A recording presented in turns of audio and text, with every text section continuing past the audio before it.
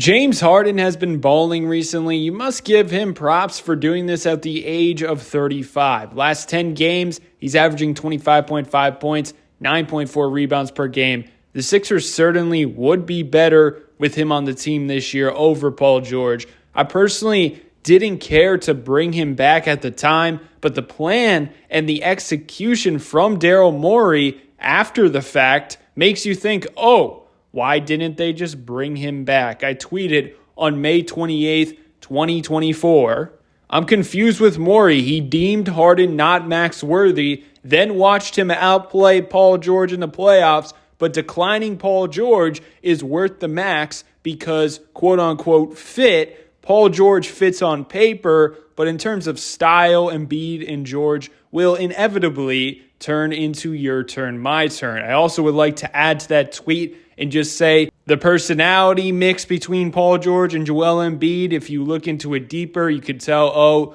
loser energy. I don't really like that mix. I also think in hindsight that Nurse and Harden fit would have been great. You look at the Clippers when they have been at their best this season, it's because of their defense. They are ranked 4th in defensive rating, bringing in Jeff Van Gundy and other athletic wings like Derrick Jones Jr. and Chris Dunn has really transformed that group on that end of the floor.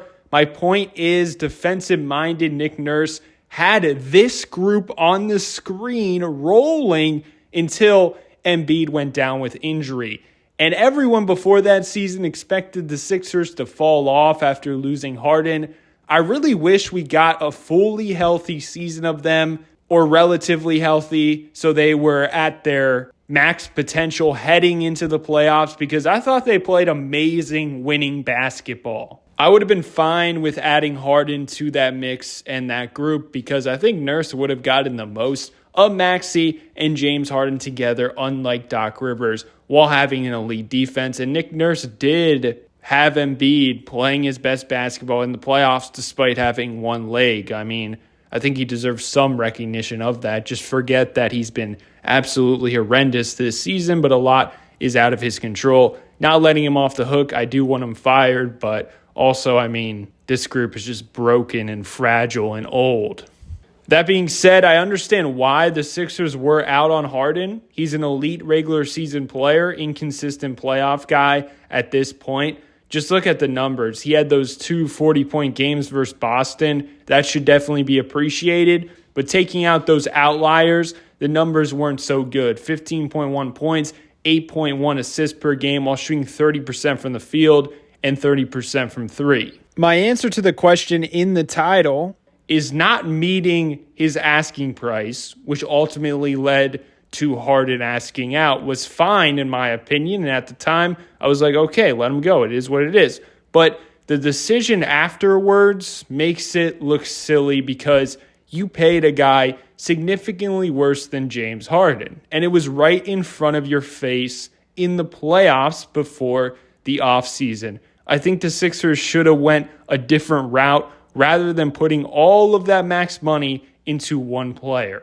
It's also very annoying that Daryl Morey, before we played the Knicks in the playoffs, he just sat on his hands. That's also a decision that he deserves slack over because he just kind of punted that season away. And Embiid, even though he was on one knee or whatever it was, he averaged 33 and 10 rebounds or whatever it was. He was playing great basketball. So imagine if you go out there and execute the deadline, like get a Quentin Grimes, not saying he was available at that time, but something like that. It's also very annoying that Daryl Morey put a blindfold on, acting like that Paul George disaster in the playoffs didn't happen. Or he just played the math game like he usually does. Daryl Morey, on the use of AI, he stated, we absolutely use models as a vote in any decision. Like, can this dude talk like he's a human being? Express any emotion. He talks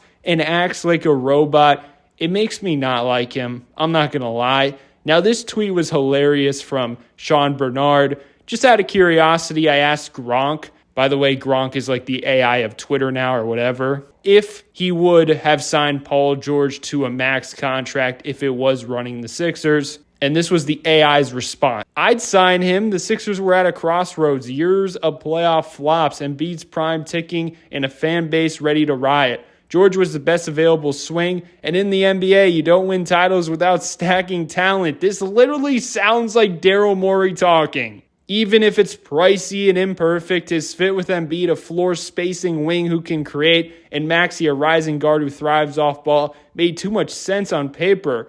Depth is nice, but stars win in May and June. And George gives you a shot at that elusive Eastern Conference final trip that they haven't had since 2001. The age and injury risk gnaw at me, and I lose sleep over the back half of the contract, but sitting on your hands wasn't an option. You sign him, cross your fingers, his knees hold up, and hope Daryl Morey's gambit pays off with a parade down Broad Street. It's a bet on now, not later, and for Philly, now's all that matters. I swear I just read a quote from Daryl Morey. Yes, that was AI, but let's be real. That was Daryl freaking Morey. That's all I got, though. Let me know your thoughts below. Do you think the Sixers regret not just bringing back James Harden?